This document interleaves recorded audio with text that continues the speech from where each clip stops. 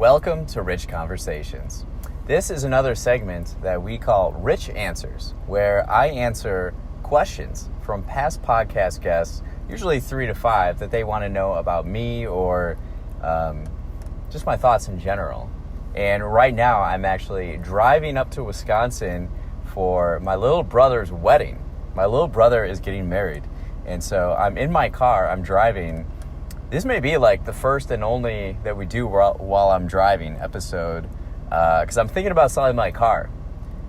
Word on the street is that the used car market is lucrative, because like everything in America is kind of wonky right now, economically and like supply chain and stuff. So I don't actually need a car because I live in Chicago, but it is nice to drive up to Wisconsin whenever I want, which is nice, but again, a luxury.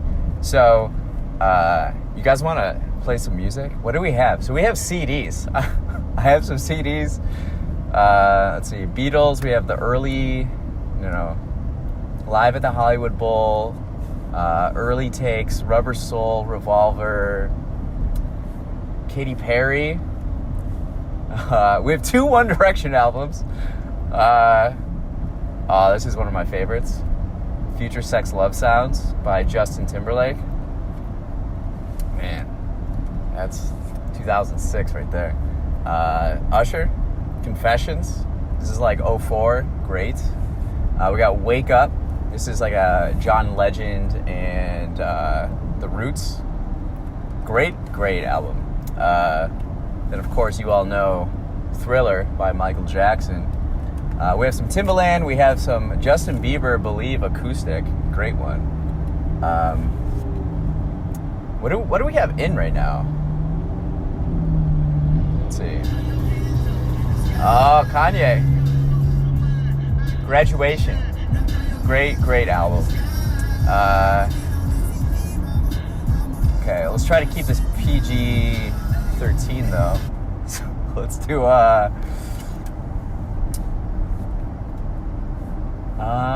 what do we want? Let's just do Thriller, right? That's a good one. Okay. All right, here we are. All right, so today's questions are provided to us by Mohamed Hozyen. He's a photographer in Cairo, Egypt. And he has about 6 questions for us. Really good ones. So we're going to answer those while we're here driving. And the first question, our episode 2, by the way, was really cool. We had a really fun conversation about just like the art and philosophy behind photos and capturing the human experience within a single moment. Really cool, and a lot of his photos on Instagram are really awesome. I encourage you to check it out. We'll put it in the show notes. But let's get started. What's your favorite food? Great question, very fair question. I don't really have a favorite food, but I would say, like pizza you can't go wrong with. I love pizza. I love all different kinds of pizzas. The last pizza I had was this like New York style pizza in my neighborhood of Uptown. I think it's called like Reggio's. I wish I could remember it. It's actually the first time that I ate there. Usually I go to what's it called? It's on Broadway, Sheridan and Lawrence. This is gonna crush me. I don't remember the name of it. I haven't eaten there in a while. Man. But Pequod's is great pizza in Chicago. Chicago, we're known for our deep dish. I actually prefer like New York style more. In Chicago, people don't eat deep dish regularly. It's more of like a special occasion. When you're going out, you go to like Illuminati's, Giordano's, Chicago's, Pizzeria Uno. I tried going to Pequod's though. My parents visited like a month ago in the city of Chicago. So we were gonna go to Pequod's. We get there at 4 o'clock. They say the next opening we have is 9:30. So it's like 5 hours later. So we did go to Illuminati's. My mom likes that place, but Pequod's I think is the best pizza in Chicago. I like all kinds of pizza. I like the margarita pizza. I like the pesto pizzas. I'm more of a sausage guy, not really a pepperoni. Whenever I go to my friend Jason's place, he's a big Pequod guy. And for special occasions, whether it's Super Bowls or, Bucks games, Packer games, Pequod's with pepperoni and giardiniera. That's what he usually orders. Which is pretty good. It's pretty good. I would say pizza, favorite food. Number 2. Okay, a country or city you visited outside the United States and why? Okay, good question. I've been outside the United States, but maybe like 3.5 times. So the first time was when I was like 21, and in college I was in a fraternity and part of like the executive board, and I was able to like go to this leadership school that took place on like a cruise around the Caribbean, and so it was like I didn't have to pay for anything because I got like a scholarship for it. But technically I was on a beach in Cozumel, Mexico for like maybe 3 hours. So that's my first abroad experience. But I do remember like that like experience. But I would say like the real one that I consider, I went to Spain in 2017, and I consider this kind of like my first time. And I went to Madrid, Barcelona, Sevilla, Valencia, and back up to Madrid, and that was incredible. That's what I considered my first like out of the United States trip. And why did I go there?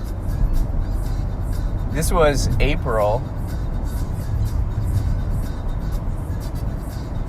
I wanted to like, I think, go to Europe as my first time out of the country.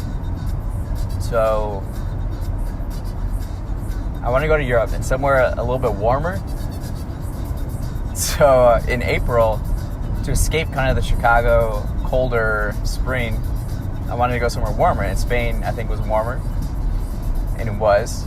My sister studied abroad there. She studied abroad in Sevilla for like 4 months when she was in college. So I think I was familiar with it. I'm not going to lie. I feel like Spanish women are the most attractive Europeans. So I mean, that had to go into it a little bit, I'm sure. And also my friend Felipe, who I'm sure all you guys know if you've been like following the podcast, he's been on 3 times. During this time, I would work the day shift at the restaurant, and during those days, the Champions League was usually on. So this is like all the leagues around Europe, the best teams would play each other. So like Real Madrid and Barcelona would be in that a lot. So I think that was also kind of a reason why I wanted to go there, because I knew the soccer teams, and Messi and Ronaldo were like the best in the world. So I think that's why I chose Spain. I'm keeping this episode brief, but I mean, we could do a whole episode on that Spain trip. That was one of the best days of my life. Was in Barcelona. I think Barcelona might be like my favorite city that I've experienced outside of the U.S. The other time, okay, April 2018, myself and 3 friends, we went to Southeast Asia. We went to Hong Kong, then Hanoi, Vietnam, and then Ho Chi Minh City, Vietnam, and then Bangkok, Thailand, and Phuket, Thailand. And this is my friend. He just got out of med school, and he was about to start his residency, and so he had like 4 months in between, and he wanted to take this trip, and so he modeled this trip after like Anthony Bourdain episodes and like the food tours and stuff. And we had 10 days, so we took 9 flights in 10 days. It was exhausting, just all around Southeast Asia there. I remember the one night we could go out and like actually like go out, hit the town a little bit. We were in Ho Chi Minh City, and we ran out of dong. We ran out of the currency, Vietnamese currency, but like nothing was open where we could exchange what we had. So we ran out of money, and we had to go to bed early on that night. So that was funny. That was, I think, Hanoi, Vietnam. When we first, because we got into the airport, and we're like on, like we're driving right now on, this is a highway, but there they had this like highway, and there were like no lanes, and everybody's just like weaving in and out, and there were like a mother on a motorbike with her kid, and the kid is holding like crates of mangoes, or just like, it was pretty wild, and they're just like swerving in and out. I still remember the smell. I think smell and scent bring us back to a lot of memories that we have.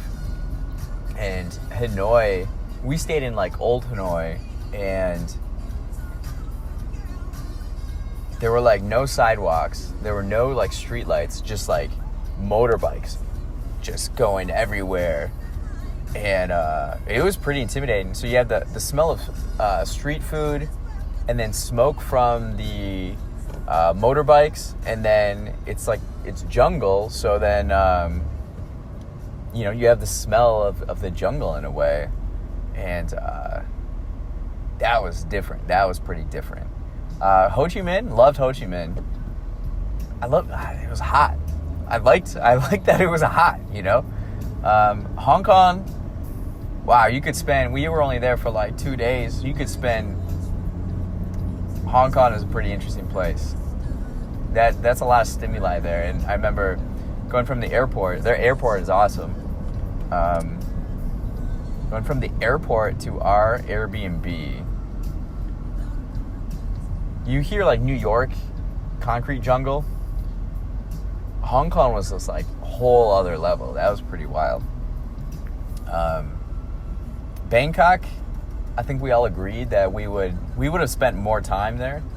Okay, our Michael Jackson is skipping. What do we got now? Okay, we got Thriller. Bangkok would spend more time in, for sure. The beach in Phuket was really cool too. Christy Lau was on our podcast, and she goes to all the beaches in Thailand, and she said like Phuket is actually like the least cool one, I guess, or the least beautiful of them.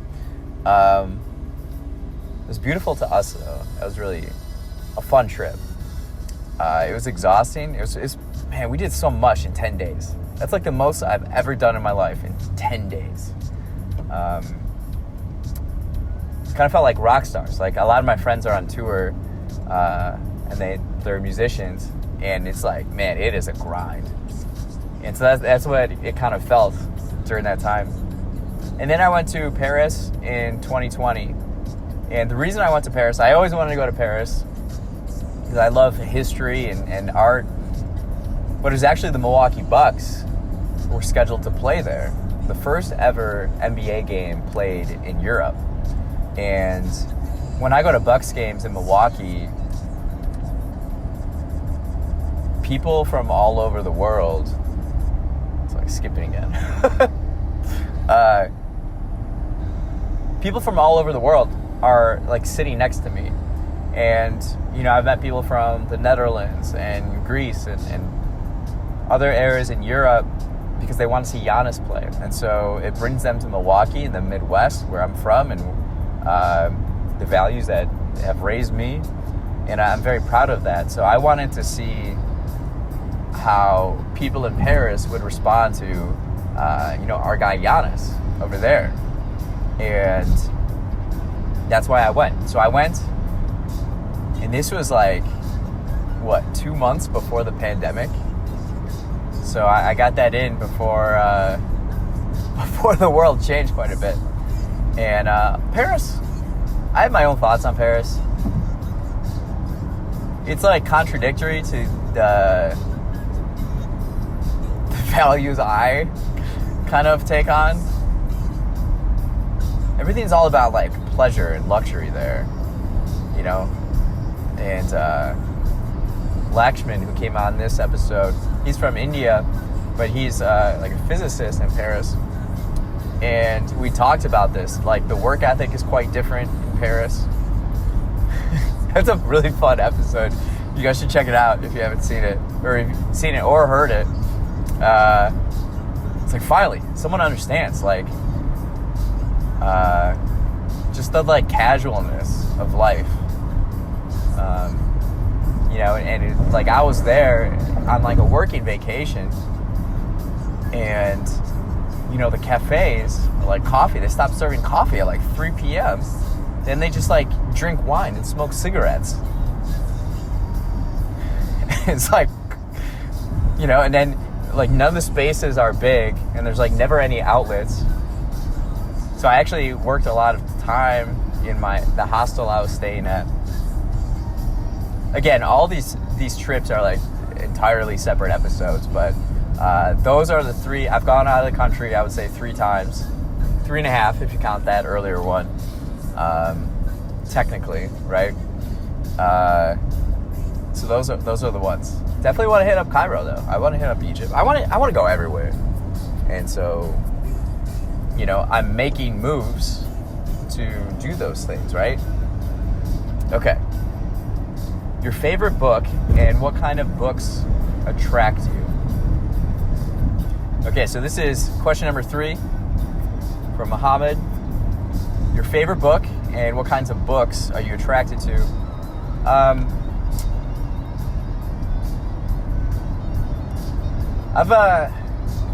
It seems like Sacred Hoops is probably my favorite by Phil Jackson. I've read it 5 times. I've implemented a lot of the philosophy in there into my own life, and I've seen the results, and it works, and I recommend that book a lot. The other one is But What If We're Wrong by Chuck Klosterman. Chuck Klosterman, he's probably my favorite writer, and he takes a look at the present as if it were the past. You know, we always think we're so certain, and we're often very arrogant about the time that we live in, our own time that we live in. But, you know, we don't know. We don't know what we don't know, right? And it's arrogant not to actually consider that. So always be pushing your curiosity and exploring your perspectives of the world, because there's always more to know and learn.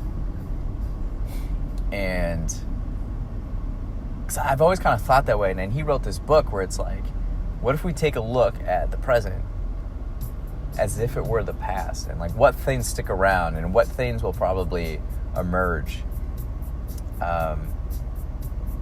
Those are probably my 2 favorite books. You know, I lent out that book, and I haven't gotten it back yet. Kind of annoys me a little bit, but yeah, those 2. The kind of books that I like are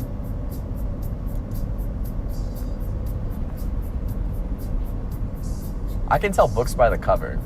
And what I hate, what I will not read, is what I consider airport nonfiction, where it's clear to me that these books are being written solely just to move print, like to sell copies, like mass trends in society, and like they're usually like half-assed written. If they're like research ones, it's like they only research and find the data to like support their arguments or whatever. It's very low level kind of reading, and you find these in like travel stores. That's why I say airport. It's like, hey, you got 3 hours on this flight, like read this book. And you can tell the publishers, it's just like publishers getting money. And books that have been around a while, like deep thinking books,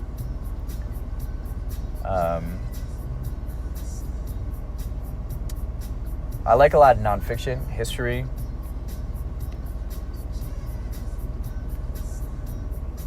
Yeah, that type of stuff. Some classic literature, too. Spiritual books, religious books. I've gone into those. Books that can help me, really like I can trust that the knowledge and wisdom I'll gain from this book will help me in my journey moving forward. If I don't think it can help me, like I don't bother reading it at all. I feel like I'm gonna sneeze. God. Got some napkins in my car. Okay. So those are the books that I would read, or I'm attracted to. All right. Question number 4. What kinds of sports do you do? I'm athletic and competitive, so I've played a lot of the sports. Football, basketball, and baseball growing up are the main ones. And in rural Wisconsin, rural America, those are kind of the big ones that you do. I've played tennis. I've done track, and I've done, I don't know, you put a sports ball in my hand and some equipment, and I'll go with it. I recently played softball on my brother's team as a DH. I was back on the farm, and my brother's like, yeah, you want to play? I'm like, sure. So I went 2 for 3, 2 RBIs, a run. We won. We beat the defending champs by 2 runs. So there you go. I like shooting around basketball. I just like to go by myself, and I find this more and more. It's very meditative to me, and I find talking to other people, they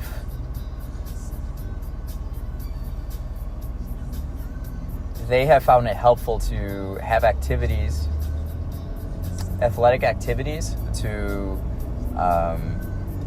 help clear their minds.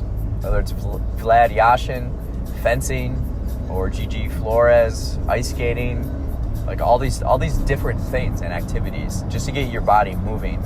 And to me, I realize I just like shooting a basketball by myself on a hoop. My entire life, I noticed that as a pattern, because I've always enjoyed doing that and have done it. So I go by the park, by my apartment, and I play or shoot around. And then when I'm back home, in the barn. So those are kind of the sports that I do. Shoot around basketball. Question 5 is, why are you always curious about other cultures and cities? Great question.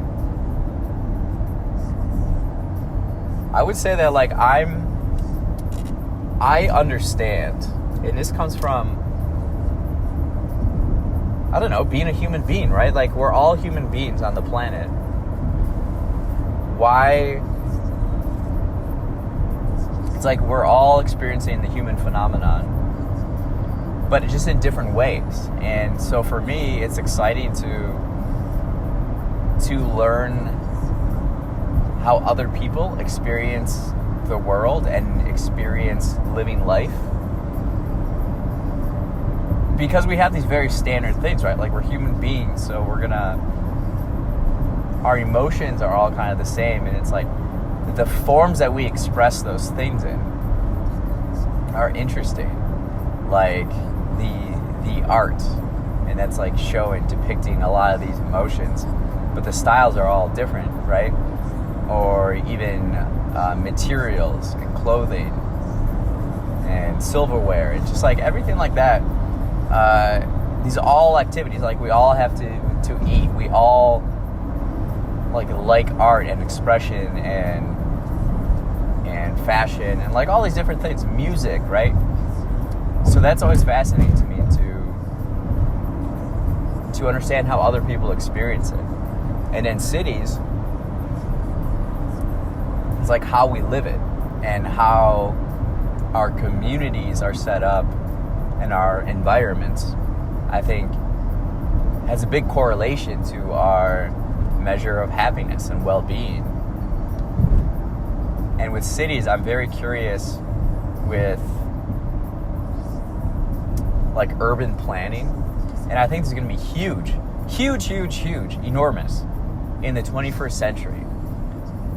What I see happening is, with the capability of remote working, people can live anywhere now. So now cities are going to have to compete to recruit talent. And so how your city operates and what you have to offer is going to be pretty crucial.